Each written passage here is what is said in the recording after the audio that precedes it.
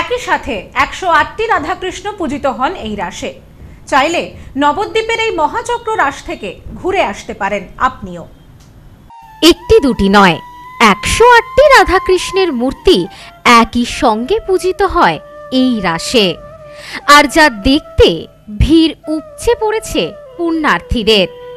নিশ্চয়ই ভাবছেন কোথায় হয় এই পুজো, তাও আবার 108টি রাধাকৃষ্ণের মূর্তি।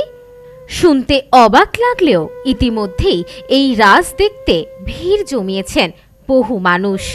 চাইলে আপনিও ঘুরে আসতে পারেন। প্রথমেই জানিয়ে রাখি, নবদ্বীপের সর্বজনীন শ্রী শ্রী মহাচক্র রাসে পূজিত হয় 108টি রাধাকৃষ্ণের মূর্তি। শুরু হয়ে গিয়েছে নবদ্বীপের ঐতিহ্যমণ্ডিত রাস উৎসব। বাঙালিদের 12 মাসে 13 পার্বণ, এমন অনেক উৎসব আছে যার সঙ্গে জড়িয়ে রয়েছে বহু ঐতিহ্য। এই রকমই এক উৎসব হলো রাস উৎসব। এই উৎসব নিয়ে বিভিন্ন জায়গায় রয়েছে একাধিক জনশ্রুতি। অনেকেই বলেন শ্রীকৃষ্ণ এবং রাধা এই পবিত্র উৎসবে প্রেমের লীলায় মেতে ওঠেন তার গোপীদের সঙ্গে। প্রতি বছরের ন্যায় এই বছরও ঐতিহ্য মেনে নবদ্বীপে চলছে রাস উৎসব। আর নবদ্বীপের এই রাস দেখতে বহু দূর দূরান্ত থেকে পুণ্যার্থীরা ভিড় জমিয়েছেন এই তীর্থস্থানে। নবদ্বীপের এই রাসের মধ্যে অন্যতম এবং বিখ্যাত একটি রাস হল সর্বজনীন শ্রী শ্রী মহাচক্র রাস। এই রাসের বিশেষত্ব হল এখানে 108টি রাধাকৃষ্ণের মূর্তি পূজিত হয়। ঐতিহ্যবাহী সর্বজনীন শ্রী শ্রী মহাচক্রের রাস পদার্পণ করল 69 বছরে। জানা যায় এই বালুক সাধুর হাত ধরেই নাকি শুরু হয়েছিল এই চক্ররাস। পরে স্থানীয়দের উদ্যোগে গঠিত হয় পুজো কমিটি। তারপর থেকেই প্রতি বছর পালিত হচ্ছে রাস উৎসব।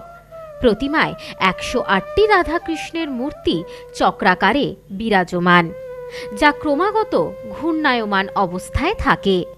সেই কারণে একে বলা হয় রাসচক্র। এইখানে রাস উৎসব পালনের পাশাপাশি প্রতিদিন পুণ্যার্থীদের জন্য থাকে প্রসাদ গ্রহণের ব্যবস্থা। আগামী দিনে যাতে এই রাসের অনুষ্ঠান আরও বড়ভাবে করা যায়, সেই পথেই এগোচ্ছেন বলে জানিয়েছেন পুজো আয়োজকেরা। এই বিষয়ে পুজো কমিটির সেক্রেটারি রঘুনাথ দাস জানান, নবদ্বীপ মানেই রাস উৎসব, আর এই রাসে সুউচ্চ প্রতিমা তৈরি হয়। 108টি রাধাকৃষ্ণের মূর্তি পূজিত হয়। এটি এই শহরের অন্যতম রাস। বহু দূর দূরান্ত থেকে মানুষেরা আসেন এই রাস উৎসবের আনন্দ উপভোগ করতে। অনেক পুরনো পুজো।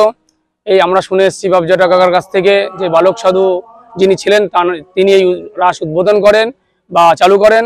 উনি গত হওয়ার পর পরম্পরা এই রাস স্টেপ বাই স্টেপ চালু করছে। এখন আমাদের জনসংঘ ক্লাবের হাতে এই রাস তুলে দেওয়া হয়েছে, আমরা এখন পরিচালনা করি জনসংঘ ক্লাবে। 108টা রাধাকৃষ্ণ আছে। এই যে রাধাকৃষ্ণ লীলা যেটা হয় আমাদের সামনে জানা গেছে, সেই হিসাবে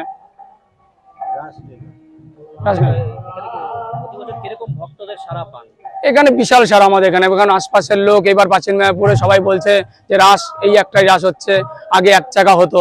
এখন সেই জনসংঘ ক্লাবের হাতে এসে এখন এটাকে আমরা এত বড় করেছি। আমাদের পরবর্তী প্ল্যান আরো আছে, যেন আরো মানুষকে এই রাসের মধ্যে দিয়ে কোনো 108টা রাধাকৃষ্ণ মূর্তি আছে। পুজো ছাড়া এখানে পুরায় যে যাত্রী আছে বাইরে থেকে, ওদেরকে 2500-3000 লোকের প্রসাদ পাওয়ানো হয় এবং এখানে বাটা সিস্টেম করা হয়, কোনো সদস্য না সবাইকে দেওয়া হয়।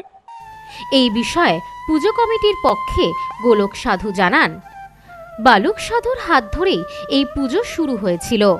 তারপর থেকে আজও হয়ে আসছে এই রাস উৎসব। দিনে দিনে এই রাস উৎসবের মাহাত্ম্য ছড়িয়ে পড়েছে চারিদিকে। পুজোর পাশাপাশি আমাদের এই অনুষ্ঠানে আগত সকল পুণ্যার্থীদের প্রসাদ বিতরণ করা হয়। বালক সাধু বাবা এই রাস উদ্বোধন করে, সেই কাল থেকে এই 69 বছর চলছে।